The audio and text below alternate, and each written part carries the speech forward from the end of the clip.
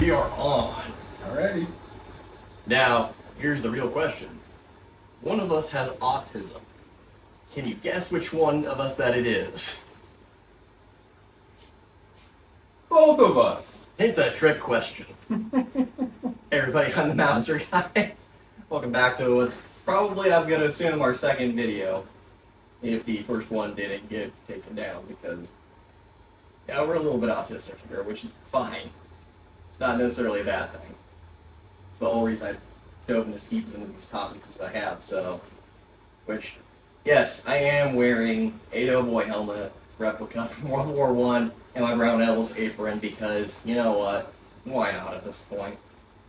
We all know what this whole show's about. It's about my weirdness to begin with. So, on that topic, talk a little bit today about American small arms from World War II and collector value and stuff like that. So, if you don't know me, I'm the Mouser Guy.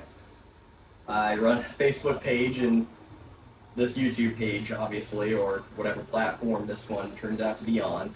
Who knows how long Facebook will, or not Facebook, but YouTube will let us stay up. Who knows? Things are going to get weird fast, probably. 6 minutes. 6 minutes in and we're done. That's what you're saying?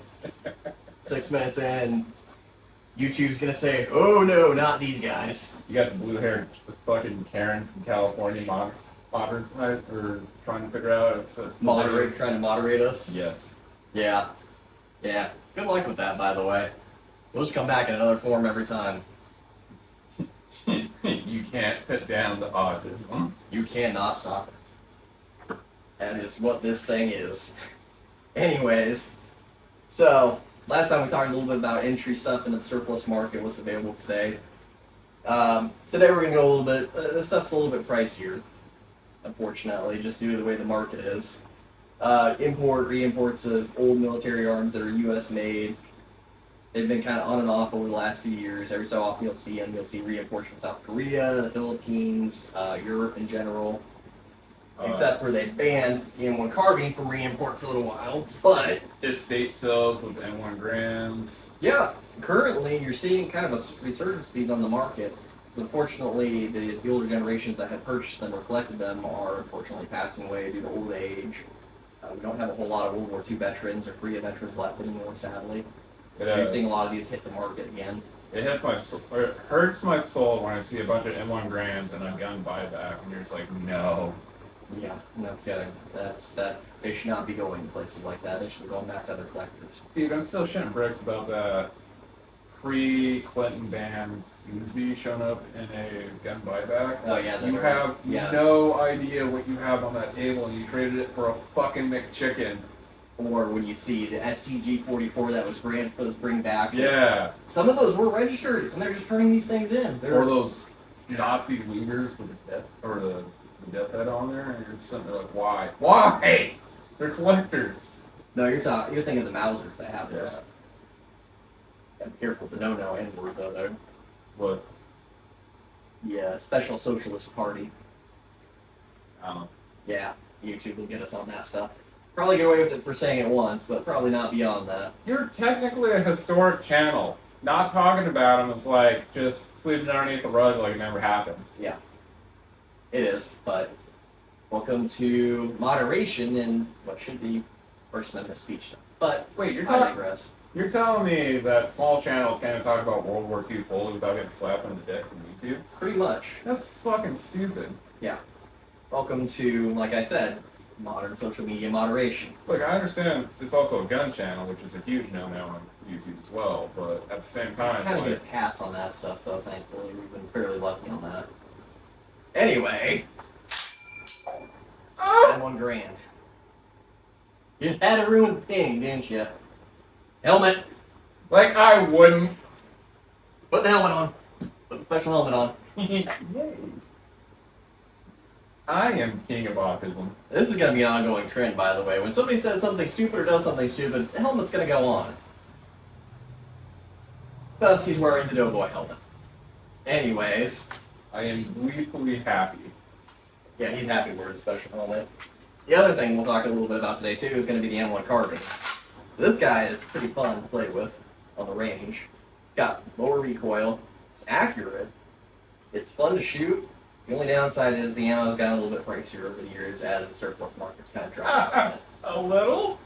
It's not crazy bad. It's about the same as 5.56 really. It's a little bit pricier. I thought it was the same as 45 ACP nowadays. No, so the one thing about these that are kind of nice is the ammo comes in boxes of 50. That's why it's like $45 a box for ammo.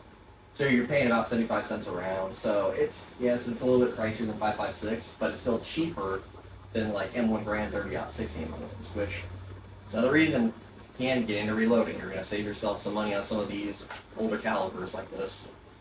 30-06 isn't too bad because it's still a fairly widely produced cartridge. You know what? Is the government just say we like this peep sight, we're just going to put it on all of our rifles here on out? Pretty much. The U.S. has done that a couple different times.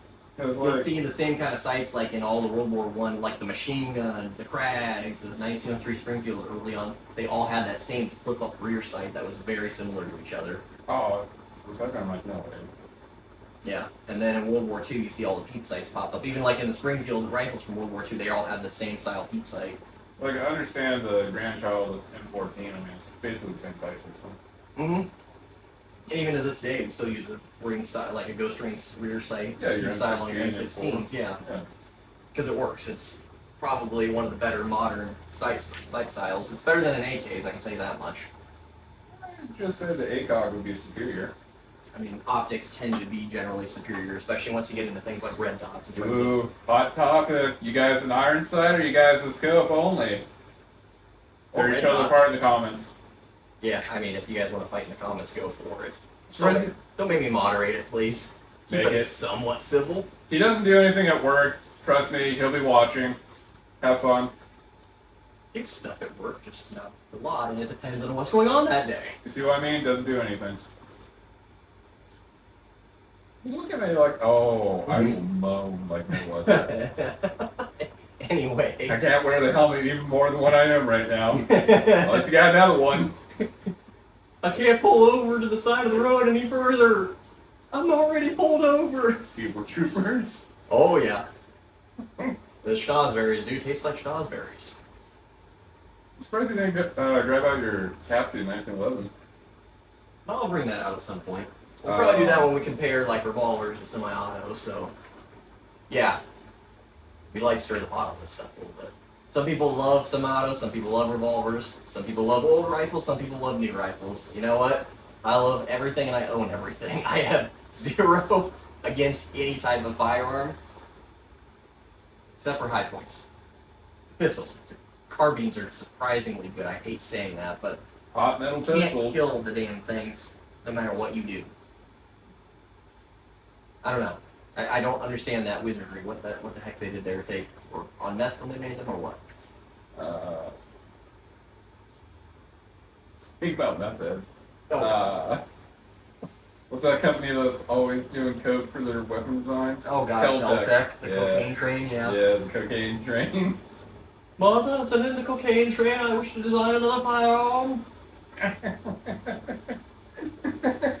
Just sitting there at the table. Oh, stripper clip fed 5.7s. Oh fuck, I forgot they did that. No, yeah, they did that. I forgot they did that. Mhm. Yeah. Yeah. Or 380. It's gotta have a rotating barrel too. Internal only magazines. Yeah, don't focus on me at this point. I'm just ranting about weird fun stuff. Like, I actually like it. If they do a 9mm, I will get one just as a range toy for no other reason than to shoot at the range because it's so dumb fun level to have a stripper clip fed pistol for the range. And if it's 9mm, it's actually affordable, so I'd buy that and try to shoot that. That'd be fun. I'd love to see like that Helldiver looter that they did, where it's just like two stripper clips going into the gun. Oh god, no. I'm good with not doing that. Do it in 5.7 so you get double main capacity. Nope. I think about 5.7, you might as well hand over somebody your wallet if you're going to use it for home defense or personal defense because at that point you're spending as much ammunition as you are giving them your wallet. Yeah, good luck trying to like defend yourself in court too. Oh, you're fine at court, dude. It's just the freaking cost of the animal is stupid. Oh, I was gonna say no lawyer likes 5'7". I don't think they care, honestly. That tends to be more of a myth than it is a reality. For this Well, stuff. it was the cop killer caliber at one point in time, but No, you're again, thinking nylon coated bullets. I thought those were the blue tips. Some of them were blue, but they were a nylon coating because it would go through Kevlar, which I have still to this day to actually see the evidence of that in their report or anything. I'm not saying it's not out there. You have it. Comment about it. I'll watch it. I mean, it's find like, some info on it. I'm curious. it's like 10mm hollow points going through people and like hitting refrigerators and stuff. Yeah, see, I've never seen any actual evidence of that either. It's just one of those things where there's a lot of internet myths, and which, speaking of that, the ping is a big one. When you're shooting, you can't really hear that as much as you'd think. Well, one of my videos, you can hear it pretty good, but I had to mess with the sound a little bit in order to make it. And I quote a World War II or a Korean War veteran: half the time when you were up shooting, all of a sudden you just look around like, I can't hear anything, and you couldn't even realize that people were shooting back at you after you dumped an entire M block. That's more what you're hearing generally is when it's hitting the ground. Yeah. Which, and that's another myth. I've heard about that where they would take and they would throw the clips on the ground to simulate the sound. But in the middle of a battle, you're not going to hear that, especially with gunfire going off all around you, machine guns, all that stuff. By the way, these weapons are all cleared. We just took the clip and dropped it in, let the bolt kind of just close on it. Firearm safety is a huge thing here with us. But, yeah, I mean, think about it. You can hear it here. Sorry. I'm going to butt stroke you with this rifle in a minute. You're gonna stroke my butt? That's violence. In silence.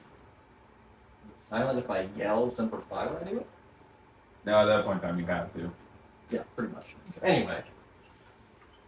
Oh, I love these little guns. Yeah, they're handy. They're good little guns. They're little, I they're get really good little woods guns. I get why people hate them at first, but at the same time, I mean, they're so light. When you're comparing the round to like a 30-06 out of something like this, yeah, of course you're not going to think that it's, as powerful because it's really honestly not.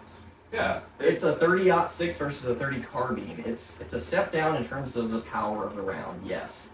Is that good inside a close range? Inside of 100 yards? That's great. You can put more rounds on target faster. It's quicker to reload. It's a very well built system. It's reliable. It runs nice. It's just a good rifle for that. Look, all I'm saying is, with web gear plus Alice pack, I'd rather be lugging this thing than that thing. Well, Alice packs were later. This would be, they had like, I don't remember what they're called, like, there was a specific type of bag that went with the kit. Overall, though, kit back then was much lighter than it is today. Well, yeah, now you got like... Now we carry everything in massive packs that weigh quite a bit more, but... Yeah, I mean, in terms... Non-service-related injuries. Yeah, non-service related back injuries. Anyways, moving back to these topics. This is kind of neat, though, because there are reproduction... This is a reproduction carbine that I took and I put all the military hardware back on it. This is a reproduction specifically more for a Korean War M1 carbine. The only thing that I left on it was I actually left the push button safety like the early ones had, because sometimes not all arsenal changes were made on the rifles, so sometimes you have that. But the bayonet lug is a later addition to the rifle, so... The sight still trips me out, though.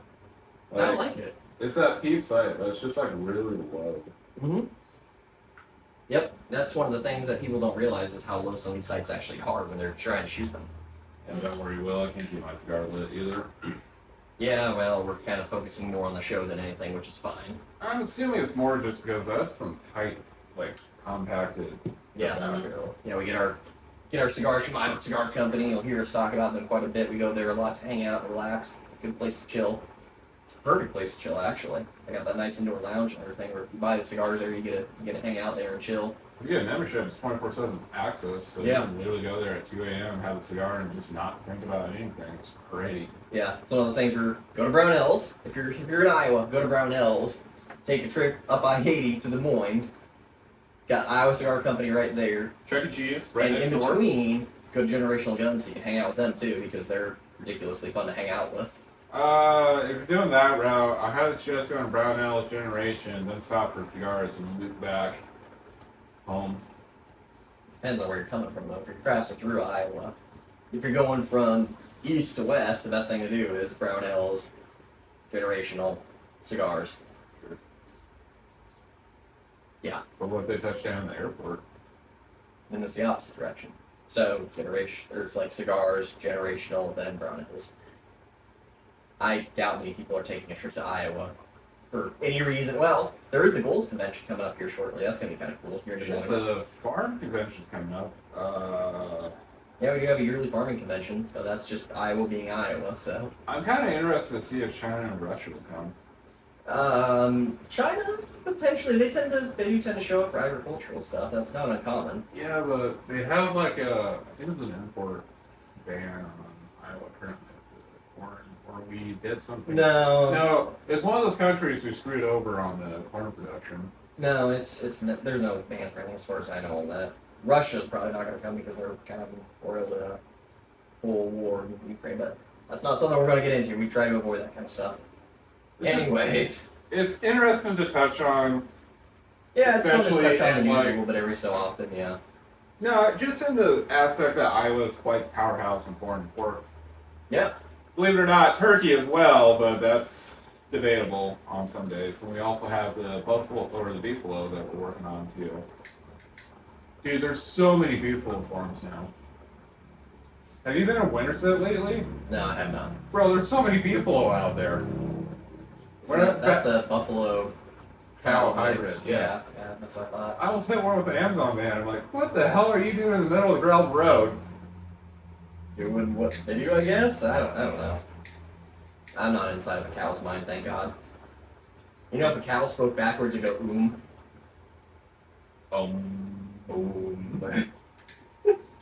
That's what we call peaceful beef. I mean, ground beef is just without the legs. Grounded beef. That's what we call a cow with no legs. Grounded beef. Speaking about ground beef, that shit's expensive. Can't wait for beer season. Yeah, true. I need to get some deer in my freezer too. Mm. Anyways, Awesome. getting back to modern or these rifles right here.